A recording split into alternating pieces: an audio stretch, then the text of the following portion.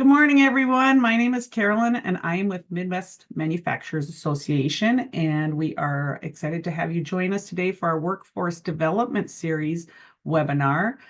First, I'd like to thank our sponsor, Biz Recycling, for sponsoring today's event.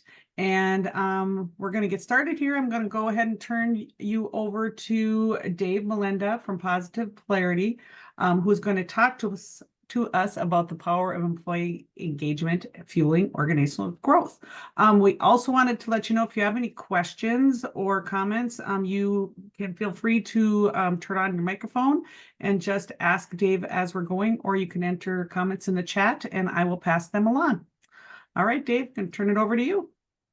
Welcome, everybody. Thank you so much, Carolyn, for that introduction, and thank you for the opportunity to hang out with a great group of manufacturers here today. I'm excited to unpack this topic, and I think it's interesting because when I think about employee engagement, I think about the growth opportunities that we tend to leave behind. And so we're going to unpack some things today that hopefully are going to be very easy to walk away with and implement. And I think that's usually the best part. I do this all over the country, and this is usually what people come up to me afterwards and say, hey, I can't believe that there's so many things that I can do that don't cost money.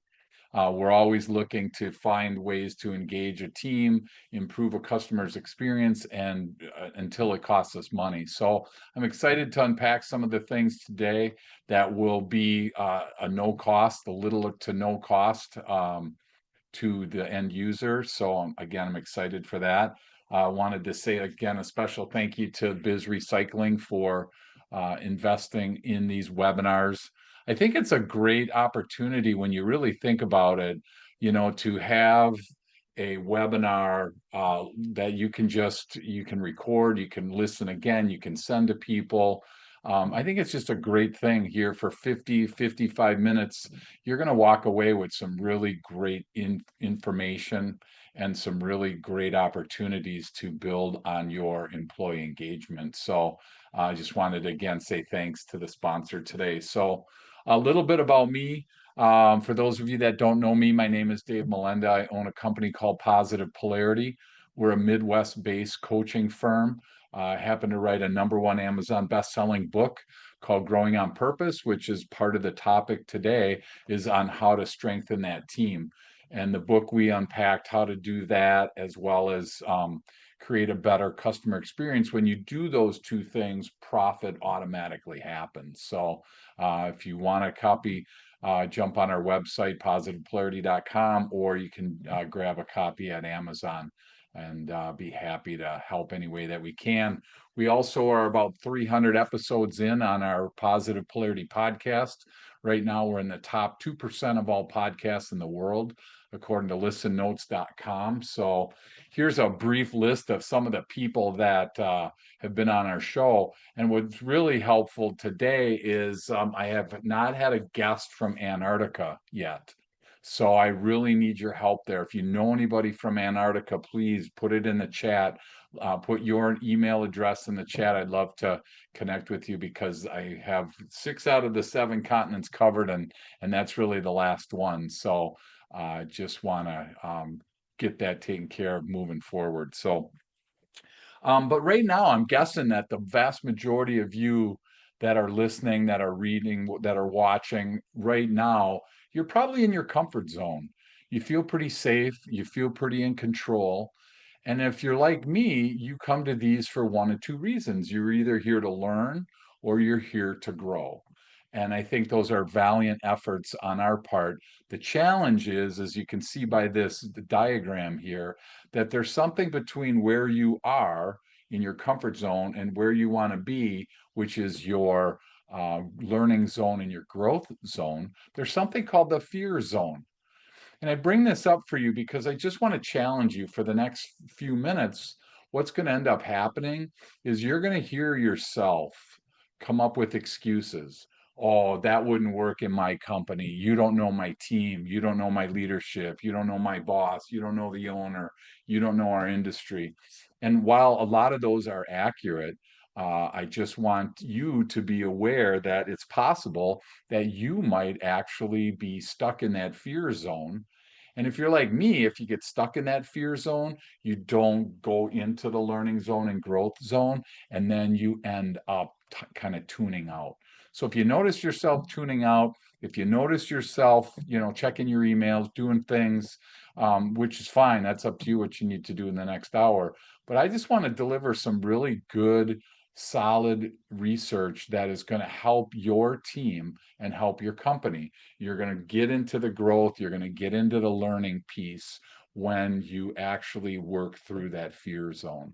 So I just want to ask you, if you hear those things in your mind, just kind of work with me, put that aside, work through it rather than jump out of that spot there. So the three things we're going to focus on today is we're going to look at the current team status based on some research from Gallup. We're going to look at how to get somebody engaged and what that looks like. And we're going to define all these things. And then we're going to look at as we land in a little bit, we're going to look at how to spot an engaged employee, and then what does a disengaged employee look like? Because us as leaders, it's really on us to be really resilient and making sure that our team is actually engaged in what they do. And it's crazy when you think about there's three parts to your business. There's the product or service that you provide, there's the team that provides it, and then there's the client that enjoys it.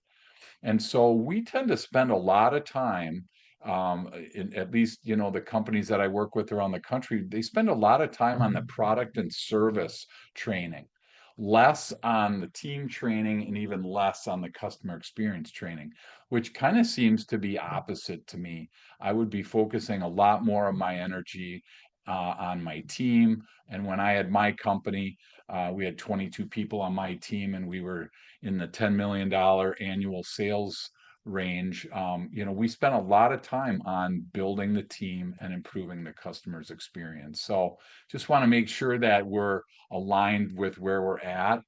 Because right now, as you're sitting on this webinar, if you're, let's just say for the sake of the conversation, you run a department, you run a company, you own the company, somebody is involved, excuse me, with you.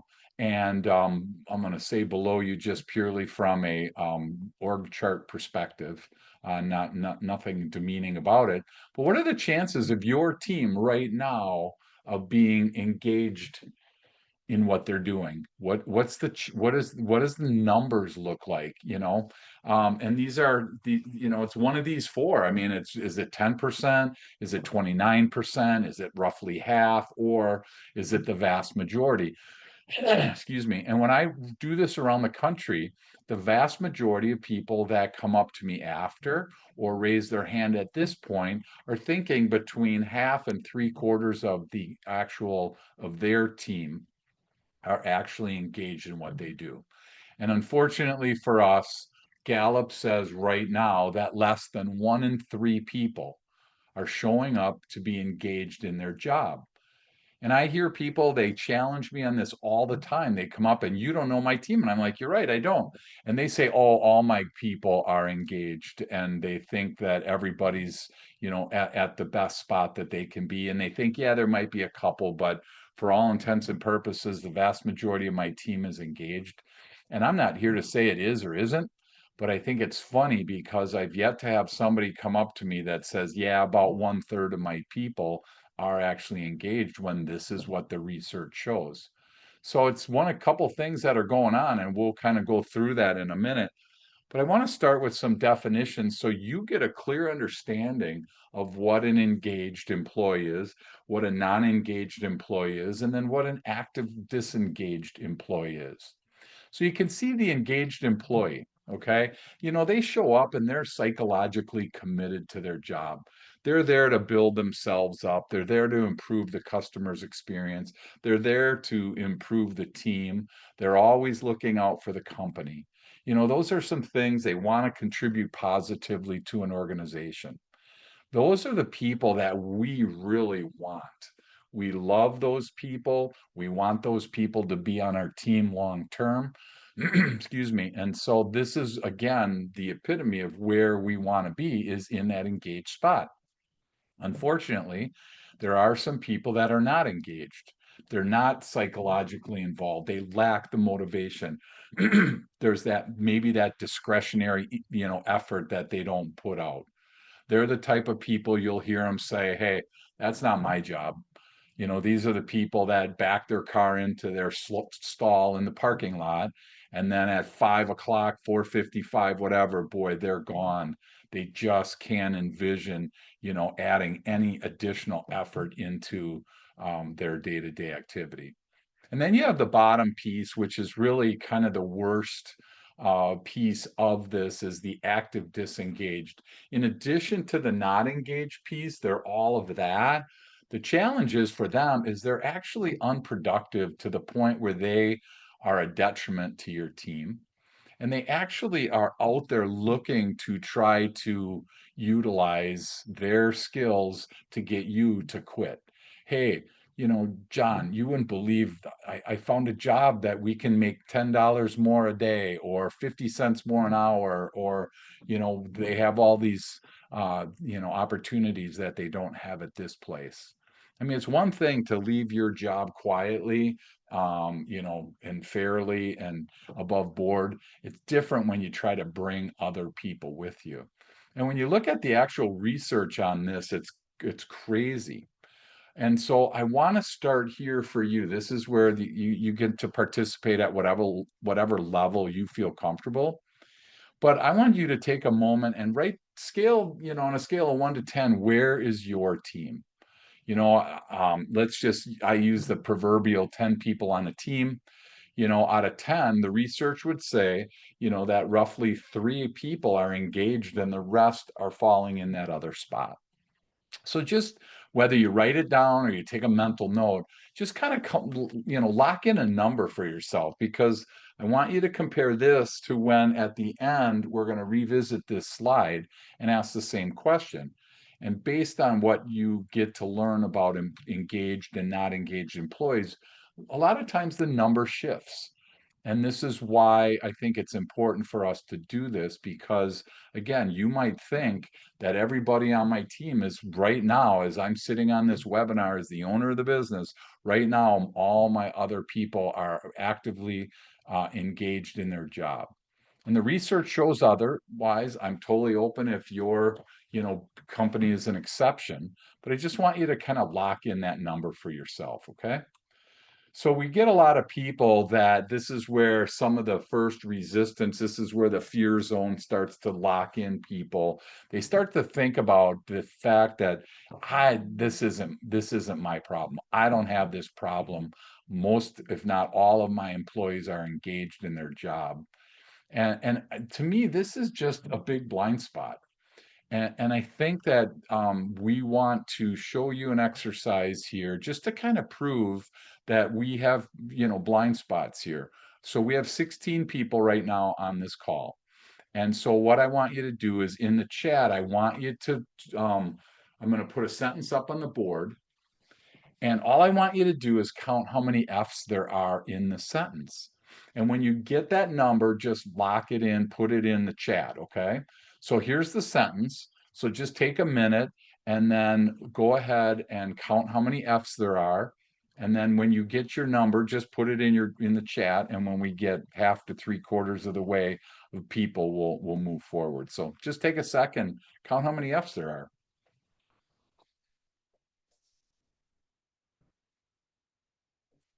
Oh, we got one in there. We got our first one. Good job. Thanks, Jeff. They're up to 3. Okay. We got 6. There we go. There we go. All right. Awesome. We're putting them in there. Now, the funny thing is there's only one answer to this question.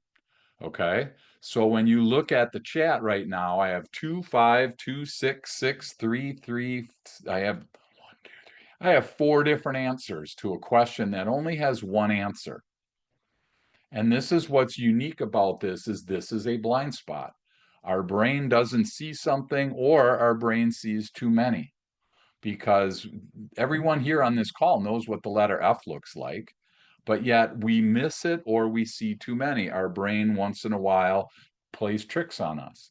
And I share this with you because I want you to realize that it's possible that you have a blind spot when it comes to the engagement of your team. Okay.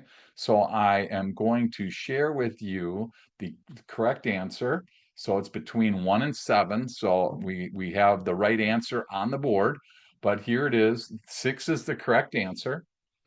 And you probably, if you did less than 6, you probably missed one of the ofs because your brain doesn't really register an of as an F. Now, the finished files was super easy. Scientific was probably easy. Most people get between 3 and 4. They might catch one of the ofs, but there's a lot of people that miss the ofs in this. Has nothing to do with your intelligence. You don't have to stay late, fortunately. There's no problem there. It's your brain missing that piece. And it's possible that your brain misses the piece that when you think everybody's engaged on your team, it's possible that this is what's happening is you might have that blind spot. Okay. So we all know what a blind spot is in our car. It's a spot that we can't see. And there's this piece called the Johari window. And I don't want to get into this other than just realize that there are things that are not known to you that are known to other people. And that is a blind spot. So when you think about engaged employees, it might not be known to you as the owner, the leader, the manager, the department head, but there are people on your team and there might be people around you that realize that there are some engagement issues. So I think it's good to start by asking the question. If you don't think you have the engagement issues, I would be asking my team, I'd be asking my customer. I think those are two very powerful places for you to start to be able to really get a better understanding of what that looks like, moving forward. So, and you can see that this engagement really hasn't changed much since 2000. It kind of goes up and down, but you can see, look at there's engagement and then there's actively disengaged. And so you can kind of get a sense where this shows up. And this is really from 2023. This is really the most powerful visual that I can find on how engaged your team is. So I want to go back to the fact that we're just going to use a team of 10 for the sake of the conversation. And just think about this. The research shows that 3 people show up. And you know what's interesting is they know how to use this, right? You can see those top 3 people on the front of that boat. They know how to use this oar. And it would be great if we could teach some of those people in the middle how to use this. Just imagine if this happened to be your team. Just imagine what would that look like if we woke up one day and we had 3 people rowing like our industry average, and to wake up the next day and what if we had 5 that were rowing? How much faster would that go? How much more successful would we be? How much more profitable would we be? And I'm going to show you the research on this and to show you the statistics on this. And this will really surprise you. Most people are really surprised by how effective engagement in your team can be and how to teach it. So I'm going to show you that in a minute. But just roughly half of your team, half of this team is sitting there in the boat without rowing. They don't either know how to row or they choose not to row. And where and how much investment of time are we giving those people? And again, if you have questions, jump in, put them in the chat, unmute yourself. I want to don't wait till the end because we may forget the topic that we're on. So if you got questions, please jump in. But look at the 2 in the back. It's really not successful to stand in a canoe because you're gonna chance tipping the whole canoe. And those 2 guys or those 2 people, a lot of times we wish they were gone. Sometimes we think, hey, it's better to have meat in the seats than not. It's at least I got the position filled. And you get to decide if that's accurate or not. But based on this drawing right here, personally, I don't see any value in keeping those 2 in the blue. those two actively disengaged employees, I don't see a value of keeping them. And again, sometimes it's better if they're answering the phone that the phone goes unanswered. You can figure out the logistics of it, but generally speaking, those two in the back, they need to be gone because they are polluting the other people.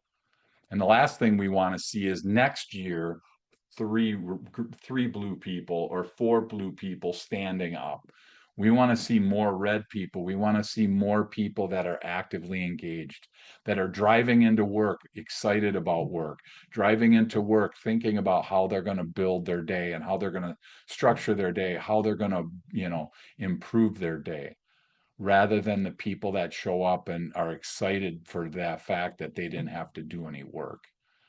So this is really the state of the global workplace. US follows almost to the number the same scenario, and it's just easy to figure three people engaged, five people not engaged, and two people actively disengaged. This is the average team in the country that we live. And again, I've yet to find somebody that agrees with me on this. They all think that they have much higher numbers of engagement. So somewhere in this world, you guys, there's a huge company with a ton of disengaged people because I rarely run into them. Once in a while, people will say, yeah, that's probably accurate. And we need to be able to get past that blind spot that we have and figure out how to deal with this, because Maslow created this hierarchy about engagement for employees. And all I want to get your thought on and get you thinking is like number three, the middle is almost engaged. Okay. Two is engaged, and then one is highly engaged. Where do you think people start day one when they start in your company? Think of your most recent hire. Where do you think they started? They probably didn't start at five, disengaged. They probably didn't start at four, not engaged. They probably started at three. And whose responsibility is it to get them to move up rather than move down on this chart? I would submit to you that this is really a big relationship. This is a big responsibility, I should say, for leaders to really create the environment so that they can move up in that engagement. We didn't hire somebody thinking, crap, they're probably not going to work out. They were actually the lowest of the ones that I interviewed. They were the least likely that I was going to pick. No, we pick the best of the best when we're in that hiring mode, as you should. They're probably at number three, but how do we get them up? And that's what we're going to unpack today and give you some real easy, practical things. Before we do that, I want you to see this research, because if you're wondering about dollars and cents, because this is where most of the business owners that I work with, this is where they look and say, yeah, I understand what you're saying, but what is the ROI on something like this? Okay. So if you're struggling with any of these, this is all backed by research. If you're struggling with any of these, employee engagement might have something to do with it, because when you have an engaged employee, okay, you see an 81% reduction in absenteeism. So if any of these words you're struggling with, you may consider looking at the engagement. How about 58% reduction in safety incidents? We have an 18 to 43% reduction in turnover. We have a reduction in theft. If that's an issue, there might be issues that you need to deal with on the engagement side. Workplace accidents are reduced. Quality defects are reduced. There's an increase of customer loyalty. Now we're starting to think about, wow, there's some actual positives to this. And then the bottom one, which again, you can kind of put a bow around this and figure this piece out right here. But just imagine if somebody walked into your business today, your next meeting after you're done on this webinar, your next meeting, someone comes into you and says, I got a way that I can increase your productivity, profitability by 23%. You probably would be all ears, because who here does not want to see a 23% increase in profitability? Well, the difference between an engaged employee and a disengaged employee is 23% of profitability. They bring 23% more to the bottom line, whether it's because they're encouraging others on the team, whether it's they're talking, positively, and they're talking energetically to the customer and helping the customer along their buyer's journey. Either way, at the end of the day, the difference between engaged employees and non-engaged employees is a 23% increase in productivity. If that doesn't cause your ear to perk, if that doesn't cause you to really want to unpack this in the next half hour, then you know what? You probably have profits where you're already exceeding where you need to be. But there are plenty of people, plenty of companies that are always looking to increase that profitability, that bottom line. We're going to give you some examples and we're going to give you some ways to do that. And again, most of these do not cost any money. So that's the awesome part of it. So here, a couple other pieces of research for you to kind of digest is that engaged team members are twice as likely to be top performers. Now, maybe you don't use the word engaged in your company. Maybe you use top performer, average performer, low performer, whatever it is. But you can bet that engaged employees, they're going to be twice as likely to be the top performer. It just is. So you want to use performer or engagement, top performer engagement, whatever you want to use words, that's fine. 3 out of 4 of the engaged team members exceeded or greatly exceeded the expectations in their most recent performance review. So again, look at your reviews. Hopefully you're doing performance reviews, and we'll touch on that in a minute. But I just want to make sure that you realize that 75% of them exceeded or greatly exceeded the expectations that they had. There's expectations, and then there's usually disengaged employees probably at or a little below those expectations. But then there's this chunk of people that are above, they exceed expectations or greatly exceed. Wouldn't that be awesome to have a team full of people that every single review, they greatly exceed the expectations the company has for them, that their leadership has for them? How do you go wrong when you have a group full, a room full of people that have that opportunity there? So and again, in all the research that I've done for my book, for the years of that and the years of training this, I always try to boil things down to like one simple word. And in this case here, it's safe to say that engaged employees, they are connected.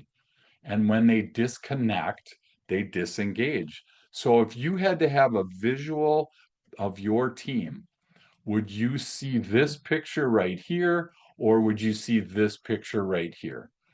You get to decide which team is really more, which picture is more like your team.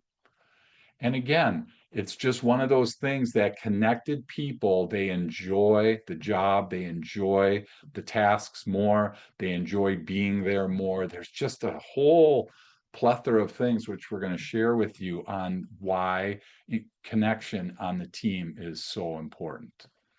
So I share this again. Where are you? Are you stuck in the fear zone? Are you feeling intimidated by trying to learn and to grow? I just am going to ask you again to stick with me. Stay open to this. Stay open-minded to what we're about to share. I get this all the time. I'm just going to tell you because you're going to think this too. Is I get people come up to me all the time when I do this and they say, "You got to, Dave, I got to tell you, I didn't learn anything." And I get to a point where it's like, I'm not here to teach you anything. I'm here to remind you. And the question isn't how many of these did you learn? The real question is how many of these are you actively doing on a regular basis? And that's the thing about it is most of the time when someone says I didn't learn a thing, their countenance, their face changes when I ask them, hey, how many of these are you doing? Because they know it up here, but they aren't delivering it. Either they don't think it's valuable, they don't have time. There's plenty of things, plenty of excuses that you're going to find keeping you in that fear zone. Okay. So I want to show you, this is again, some things that you can look for. What does a disengaged employee look like? Okay. Now, one thing here real quick is they generally, like we said, they generally started at almost engaged. Now, sometimes people move up and then sometimes people move down. So there may be people that last year were disengaged. We did some things, we did some performance improvements, and now they're engaged. I'm asking you to look at some of your team right now and ask yourself, is there a decline in work quality? Are you seeing a negative behavior on a consistent basis? Again, everybody has bad days, but is it a consistent thing? Is there maybe no involvement in team activities? You know, they don't come to the Christmas party, they never stay late, they never do any of the volunteer work, they never do any outside work activities with anybody. And it's possible that you can be engaged and do that. But again, these are just some signs that start to talk through what a disengaged employee looks like. Maybe they lack enthusiasm. Maybe they're unwilling to learn. Have you ever had somebody where you ask them, are you willing to move up in knowledge or move up in responsibility? Have you ever had someone say, I'm not interested in that? Now, again, there can be some legitimate reasons, but a lot of times you're seeing the enthusiasm or the unwillingness to learn because they're not engaged in what they're doing. Maybe there's gaps in communication where they just don't feel like they can communicate well, they don't communicate well, or maybe there's that reduction, that reduced commitment. You just have this feeling on the inside, hey, is so and so still committed to this company? And these are all good things to be watching for, because this stuff right here costs you a ton of money, as we saw before. Absenteeism, accidents, engagement, customer delight, all those things, profitability, all those are because it starts right at this spot. And you may see this and you may be like, I'm too busy to worry about this now. You can let this go if you want, but it's generally like a cavity in your tooth. It doesn't go away. Okay. This isn't something that will fix itself. It's kind of like that thought process. If you have a good bucket of apples and you put a bad one in there, never once has a bunch of good apples made a bad apple good. It's always the other way around. That bad apple spreads, that fungus, that disease, whatever, it just spreads to the other team. And that's where I want you to realize that a lot of times those two people standing in the back, they are doing and causing a lot more damage than you really think. So I want to share with you some ways to connect with your team. Again, they're pretty simple. Some you may have already mastered, which is great. Pat yourself on the back. Leave early for yourself if you need to. But here's where we start is like, what are we doing here? How do you connect with your team? You have a strategy, you create a strategy so people know why we're here. And it's funny because there's so many companies that I go and I see up on the wall. I see the mission statement, the vision statement, whatever you want to call it. And I ask people about it and they're like, "Oh, we don't do that anymore. That's old. We don't even do that." Well, I'll tell you what, if your team understands the mission of the company and understands the goals of the company, those two pieces right there, you will see a 29% greater return on your investment. And again, think about this. This doesn't even cost any money. Now, it'll cost some energy, might cost some time in training and teaching people what the goals and mission of the company. But I would challenge you, in your manufacturing facility today, when you are done with this, walk around and ask people, what's the mission of this company? And see what you get. And make sure, if you have a vision, look at the second stat. If you're walking around and asking those questions, 75% of the people that are probably on your team, they don't think the mission statement has become the way that they do business. So if you're going to have a mission statement, you better make sure and have the guts, the courage, okay, to follow what that says. And I can tell you from past experience that one of the biggest manufacturers of a certain product, um, they in their waiting room, I was there waiting for somebody, and it talked about how the word partnership was very prominent in their, you know, in their different visions, mission statements. And I asked them what the definition of partnership was, and they really couldn't come up with a good example, good experience, or a good definition. So I came up with a definition, and then I had to go back the next day and I asked them about this. And the definition of partnership is actually to be able to be in with somebody, partnership with somebody in the good and in the bad. And they were all about this particular manufacturer, huge Midwest manufacturer. You guys would all know who it was. They were very particular that they said, we are definitely in on the partnership on the win, but not when it's a lose, when it's a loss. So think about that. If you sell the distributors and the distributor messes up, whose fault is it? I mean, there's all this stuff that goes on about what your strategy is and what are we doing here. And all of this is just a simple way of saying to make sure that your team understands the mission of the company. If they understand the missions and the goals, you will see a greater return on your investment. Okay. So the connection starts with what are we doing here, macro. The second thing is just like it, but it's a little more dialed in. It's like, what am I doing here specifically? You know, and that's where it's like, I think people really need to understand that we could not do this without you.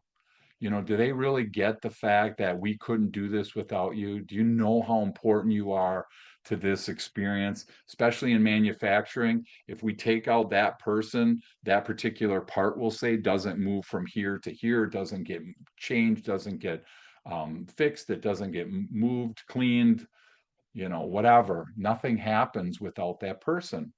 And that's where I think org charts come in really handy because everybody kind of gets to see where they are, where they fit in.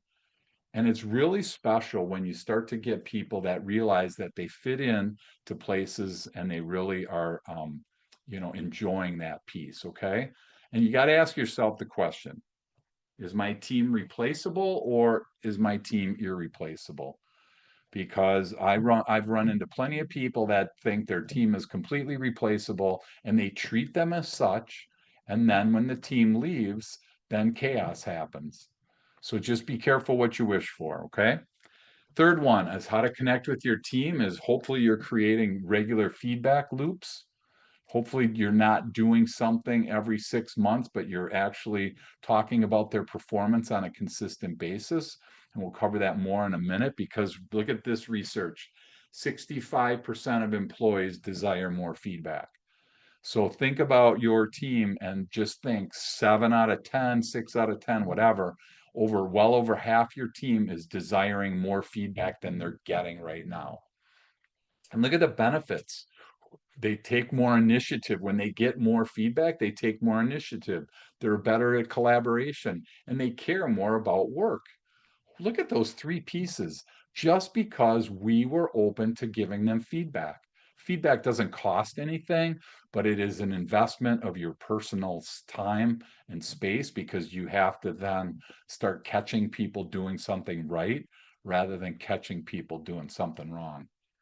And don't wait. Like I said before, 80% of employees want feedback right at that moment. It doesn't mean no good to learn about something 6 months ago. Hey, do you remember 6 months ago when you did this? No, I don't remember that. And then they try to teach off of that. Just definitely do in the moment type of feedback, whether it's positive or negative. People would much rather have some feedback than just no movement at all.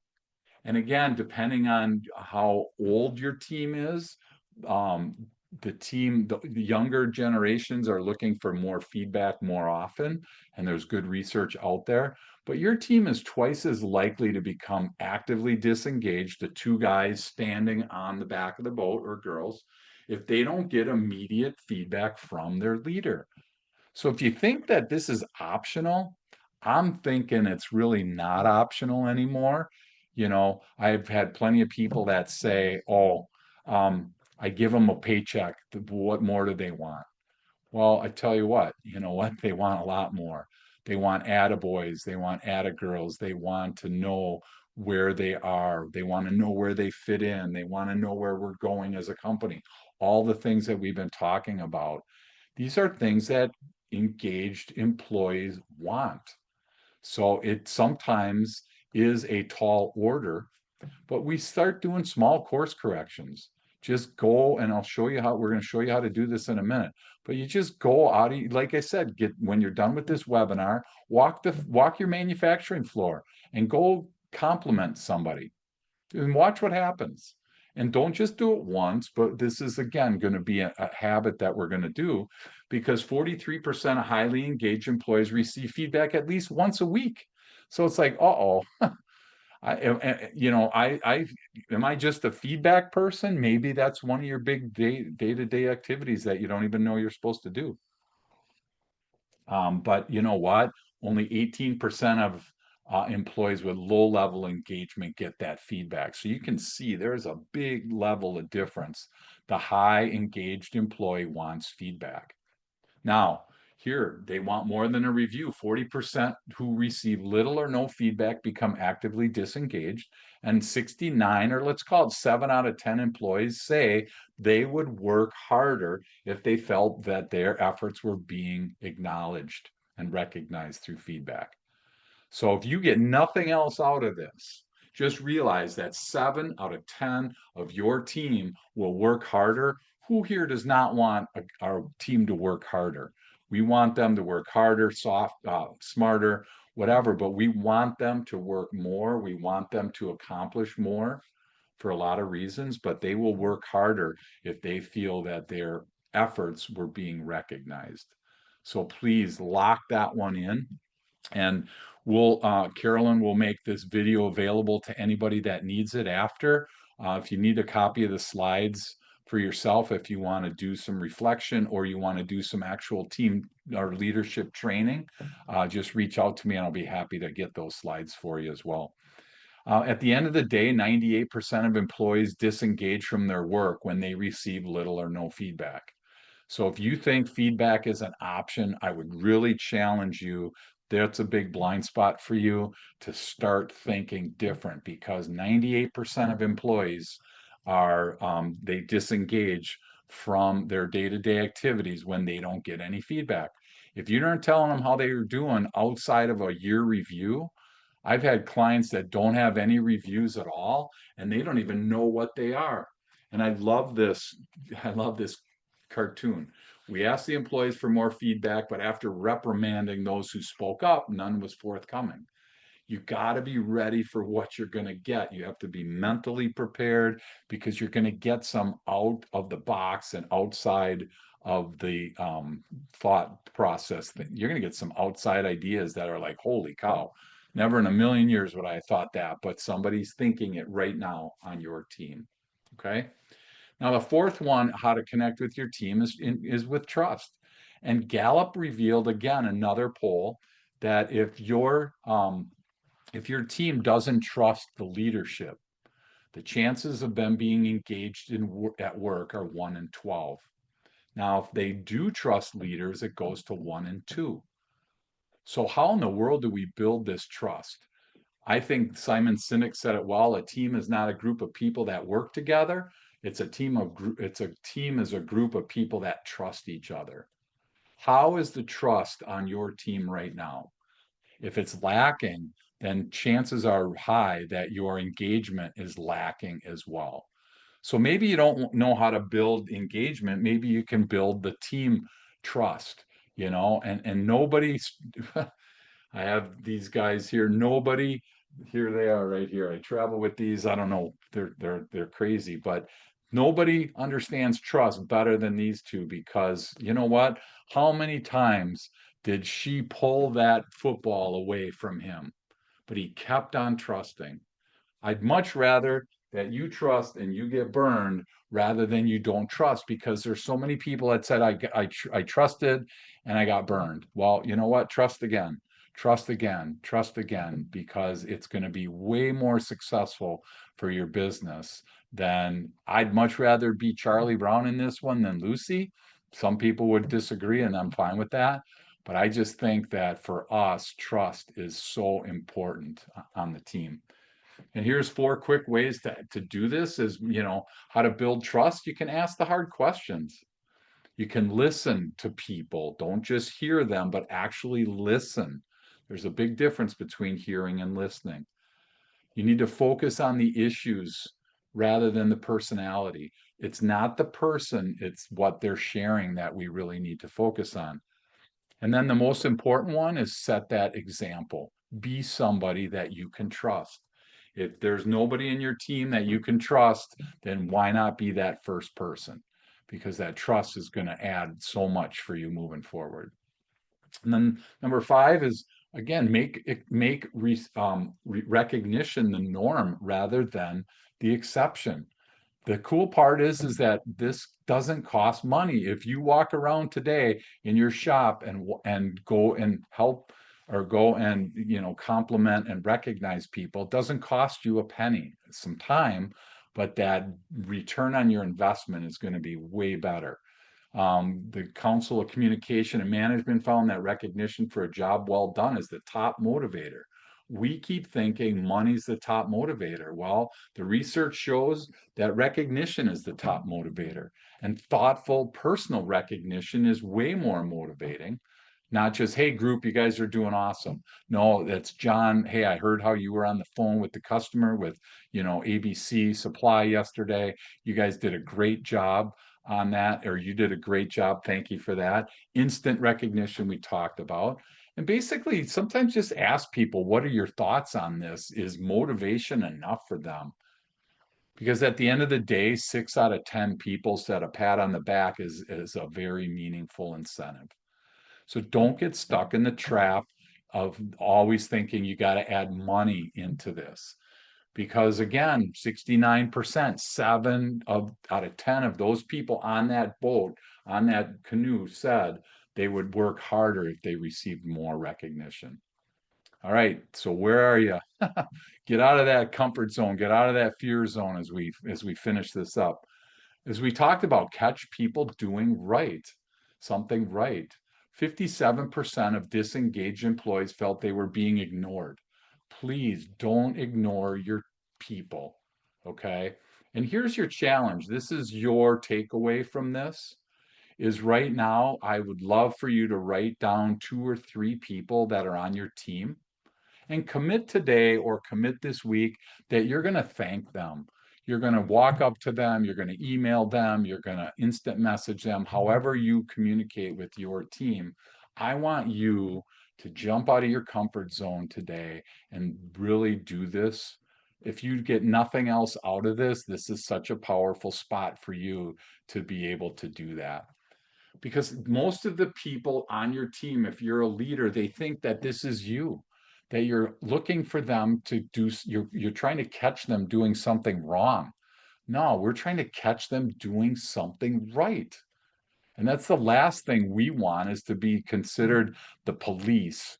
We're not policing this team. We should be supporting this team.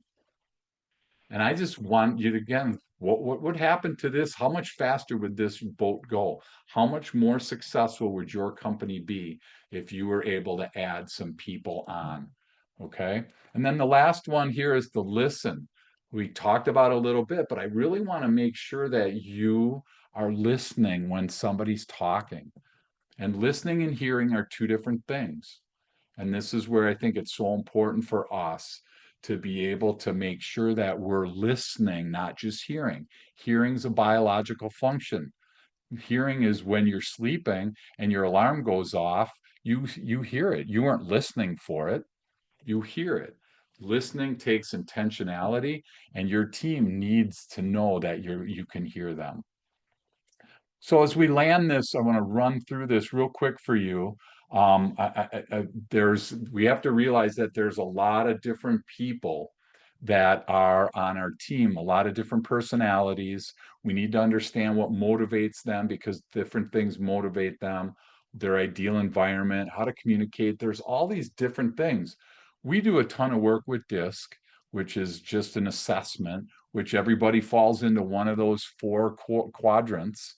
Maybe you're the do it now person, or the do it together, or do it in a caring way, or doing it right.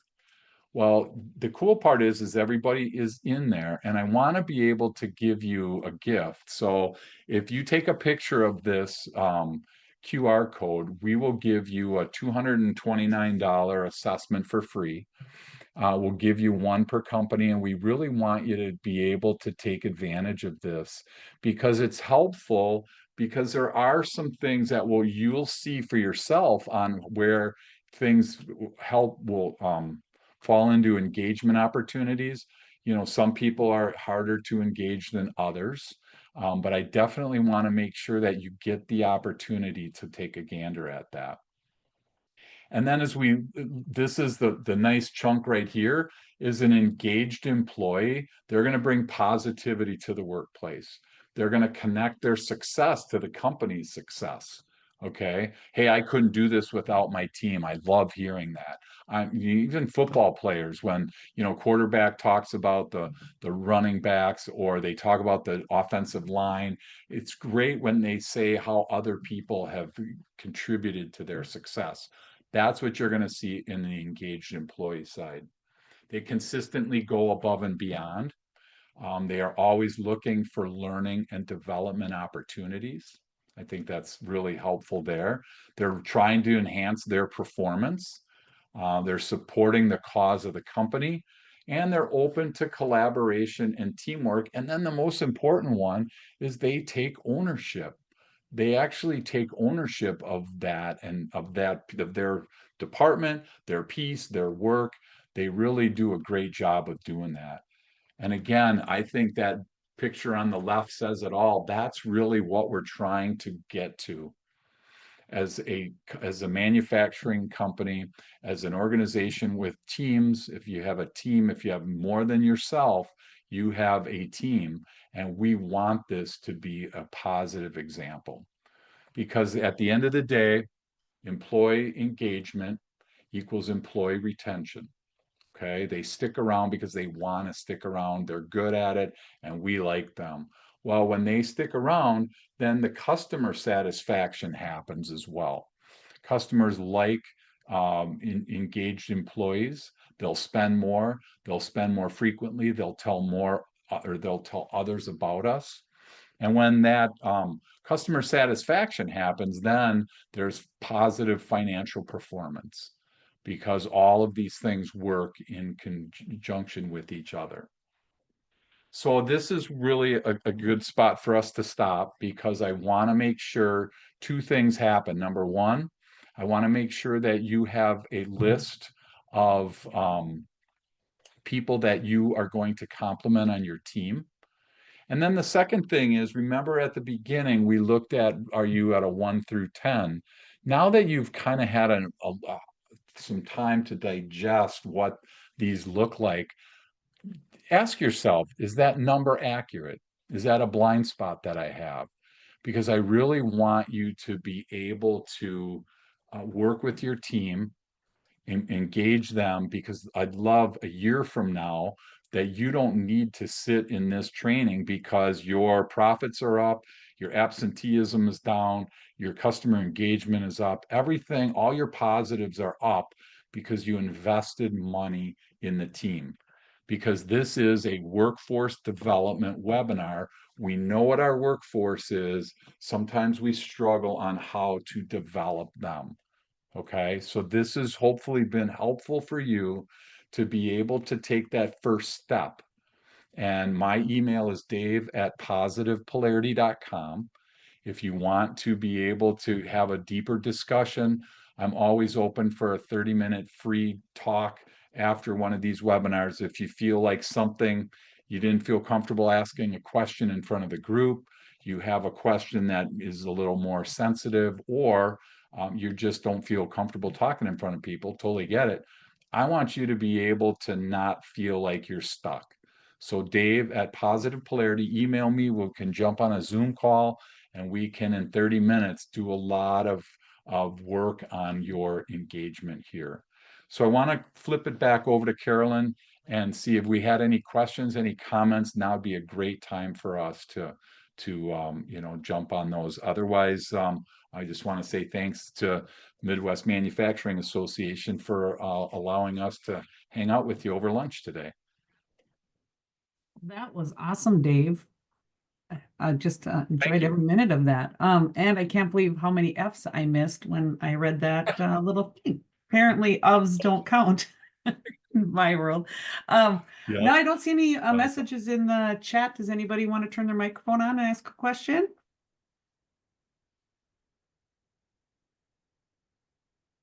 Hey, we must have did such a great job. You We answered all did. those questions. So All thanks right. again to Biz Recycling or Biz Recycling for sponsoring, and appreciate again everybody. And I'm always here for you if you need some help. Dave at positivepolarity.com. If you need me to help teach this to your class, if you don't want to teach your people, we'd be happy to do it in person or on Zoom. So thanks again, Carolyn, for the opportunity, and look forward to hearing how well engagement's increasing in the people that are going to take us up on this offer. Awesome. Well, thank you. We appreciate it very much. All right. Have a Absolutely. good day, everybody.